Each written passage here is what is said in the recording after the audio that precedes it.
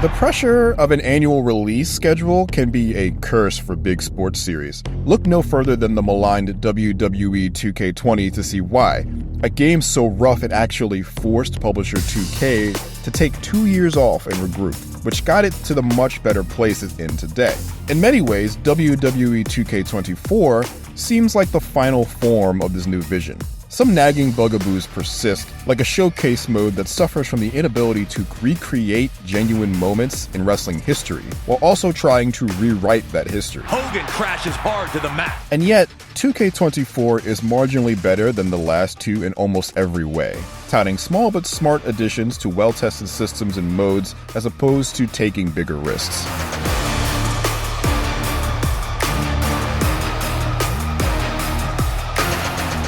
It doesn't take long to see that the title for best looking wrestling game is still locked firmly in the hands of the 2K series. There are far fewer wrestlers that have outdated gimmicks this time around, and besides a couple of noticeable exceptions, all of the top stars look just like their real-life counterparts, from their signature hairdos to the details of their gear and tattoos. The Fiend wants you to let him in, to allow him to get in your head so he can destroy you from the inside out. Announcers who have special flourishes for particular wrestlers also belt them out here, so this iconic intro now lives immortalized in-game. Referees even resemble the ones that you can see weekly instead of generic stand-ins, which was maybe not a necessary change, but is a welcome one considering they are also recurring characters. We were expecting a guest referee and we got this. When you dig past the looks and into its mechanics, you'll need to sift through 2K24 with a fine-tooth comb to find significant differences. The biggest addition is the Super Finisher, which lives up to its moniker as I never had to worry about someone kicking out of one. Though it might take more work than it's worth to build up the 3 stocks necessary for them, since they are still counterable and risky. Now that's how you put the nail in the coffin. There's also a new Trading Blows minigame that appears infrequently and unprompted, usually in the early goings of a match. It's an abrupt shift in the action, and any advantage gained didn't feel match-changing, but it's also barely shown up in almost 20 hours, so I don't think it's a sign of the minigame bloat that the series was experiencing several years ago either. Step up Enziguri. All of the other little tweaks are pretty subtle. Weapons can be thrown now, which is a fun and funny way to do damage at range. Holy cow! New tag mechanics restrict non-legal combatants to 1 run-in per tag, heavily cutting down on the cheese tactics. New paybacks help you vary your strategies, and overall AI improvements mean that managers act noticeably more audaciously in favor of their clients in order to help them win matches. From bell to bell, the wrestling of 2K24 is better than ever, even if it's not overtly so. Steiner putting all of his freakish power to work. Of the new match types added this year, Special Guest Referee has the most potential for multiplayer chaos, as one player presides over the match and can either enforce the rules fairly or skew things however they see fit. Referees have full agency over when they count pins, acknowledge submissions, or disqualify obvious cheating. By default, there's a system by which the ref's ability to be a lawless menace is regulated, but you can also turn that off and become the worst friend among your group. Meanwhile, the ambulance and casket matches have similar goals. Shove the opponent inside a box that they don't want to be in by any means necessary. The former is easily the better version of this concept, as there are a lot more ways to interact with the ambulance, including using it as part of your game plan by throwing foes off of it. No. Look out below! The casket match feels the most like a regular match with a different way to win, as the coffin just lingers off to the side of the ring waiting for you to deal with it. 2K24 also misses a big opportunity to recreate some infamous moments from this dubious match's real-life history. Meanwhile, gauntlet matches allow you to fight against a list of wrestlers one at a time and are the closest you can get to a fighting game-style survival trial. All 3 gauntlets match types are welcome additions, though being limited to only 4 wrestlers total at any of them means you really can't push yourself too far either. And referee cuts off the count in 1. MyRise, WWE 2K's story mode, makes a solid return with 2 different tales of glorious victory and devastating defeat for your created characters to embark on. I spent most of my time with the Unleashed story, which mirrors some of last year's themes from the Lock campaign of being a big star in the indies and having to basically start over under the WWE umbrella. Good luck out there. The second story, Undisputed, revolves around the power vacuum left at the top of the men's division when current God King Roman Reigns abdicates the throne after a 1,200-day reign to pursue Hollywood. Both are strong in stealth with content, even if they can be a little over-reliant on lots of smaller feuds and matches that feel more like filler episodes. There it is! Cody hit the crossroads.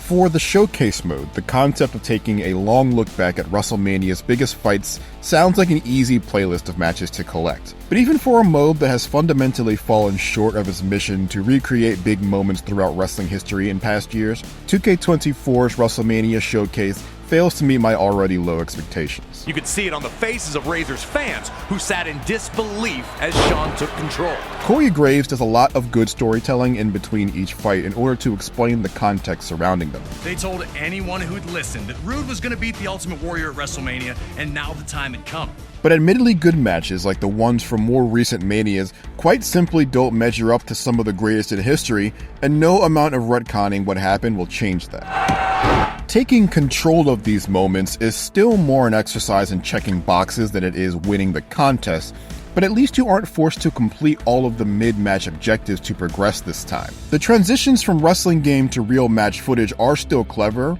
but also still jarring and seemingly more frequent this year. The impossible task of recreating that feeling you get when watching a historically great match in video game form does not become more possible if you just watch more of the match itself, it turns out. As badly as the WWE Universe wanted to see Shawn Michaels against The Undertaker, it seems that the two WWE legends wanted it even more. And for a company so enthralled with its own history, it also seems very afraid of it. Some reasons for that are a bit more understandable than others, like when big moments with long-reaching consequences involve nefarious people. But a lot of it, like the edited crowd noise and blurred-out faces of old referees and vintage footage, reeks of that George Lucas-esque inability to let old things be old. I'm sure many of the notable exclusions are simply rights and licensing conflicts between promotions and wrestlers, but as a fan, I just want to see the best of the best celebrated properly. The gloves were off, and the two were in a fight for survival. For those who want to book their own WrestleMania moments, Universe Mode and MyGM have you covered. Neither make huge strides from last year's editions, but prospective general managers will find some neat new toys to play with in MyGM.